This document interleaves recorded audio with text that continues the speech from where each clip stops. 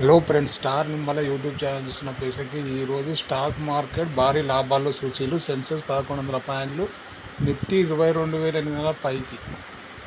దేశీయ stock market సూచీలు భారీ లాభాల్లో ముగిశాయి. అంతర్జాతీయ మార్కెట్ నుంచి సానుకూల సంకేతాలతో తోడు దేశీయ ఫైనాన్షియల్ మెటల్ స్టాక్లో కొనుగోలు మద్దతు సూచీలు కలిసి వచ్చింది. దీంతో వరుసగా రెండో రోజు సూచీలు లాభపడ్డాయి. సెన్సెక్స్ ఇంట్రాడేలో 1,200 పాయింట్ల మేర లాభపడగా నిఫ్టీ 22,800 ఎగువన ముగిసింది. అన్ని రంగాల్లో షేర్లు లాభాలు ముగిశాయి. మదుపర్ల సంపద భావించే బీఎస్సీ నమోదిత కంపెనీల మొత్తం విలువ ఒక సెషన్లో 6,85,000 కోట్లు, అంటే దాదాపు కోట్లు పెరిగి 4 లక్షల కోట్లకు చేరింది. సెన్సెక్స్ ఉదయం 74,608 వద్ద క్రితం ముగింపు 74,169 లాభాలతో ప్రారంభమై అత్యంతంగా లాభాన్ని కొనసాగి ఇంట్రాడేలో 75,385 గరిష్టాన్ని తాకింది. చివరికి 1,131 పాయింట్ల లాభపడి 75,301 వద్ద ముగిసింది.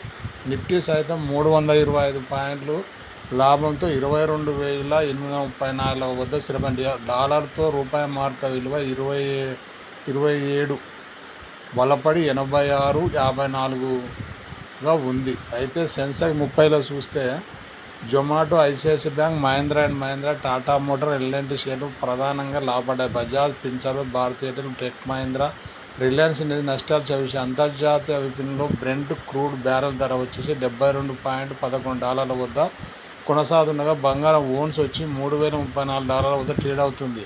అసలు మార్కెట్ పెరగడానికి గల కారణాలు ఏంటంటే చూద్దాము. ఇవే కారణాలు. అవి ఏంటివంటే నిన్నటి అమెరికా మార్కెట్లతో పాటు నేడు ఆసియా మార్కెట్లో ర్యాలీ కారణంగా దేశీయ స్టాక్ మార్కెట్లు అది ప్రతిబింబించింది. చైనా ఉద్దీపన చర్యల కారణంగా హాంకాంగ్ 2% మేర లాభాలతో 3 ఏళ్ల గరిష్టాన్ని చేరింది. ఇకపోతే అమెరికాతో కొనసాగుతున్న వాణిజ్య యుద్ధాల నేపథ్యంలో చైనా తీసుకున్న ఉద్దీపన చర్యలు దిగింది. వినియోగాన్ని పెంచేందుకు అక్కడి ప్రభుత్వం కృషి చేసింది. దీంతో ఆ దేశం నుంచి మెటల్ డిమాండ్ పెరుగుతుందన్న అంచనాతో ఈ రంగం స్టాకులు లాభపడ్డాయి. వాణిజ్య యుద్ధ భయాలతో చాలా కాలంగా మార్కెట్ నష్టాలు ట్రేడ్ అవుతున్నాయి. వరుస నష్టాల నేపథ్యంలో చాలా కంపెనీల స్టాకు ఆకర్షణీయంగా ఉన్నాయని విశ్లేషకులు తమ అభిప్రాయం వ్యక్తం చేయడం మార్కెట్ కూడా కలిసి వచ్చింది.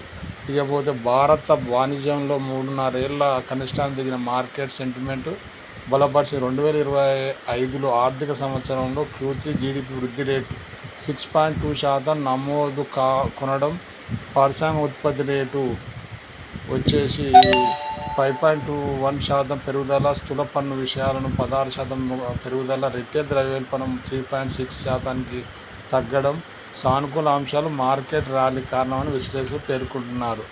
ఇది ఫ్రెండ్స్ ఈరోజు నా అప్డేటు. మన స్టార్ నిమ్మల యూట్యూబ్ ఛానల్ని ఎవరైనా సబ్స్క్రైబ్ చేయండి, లైక్ చేయండి, షేర్ చేయండి. మంచి వీడియోతో మళ్ళీ కలుద్దాం. జై హింద్.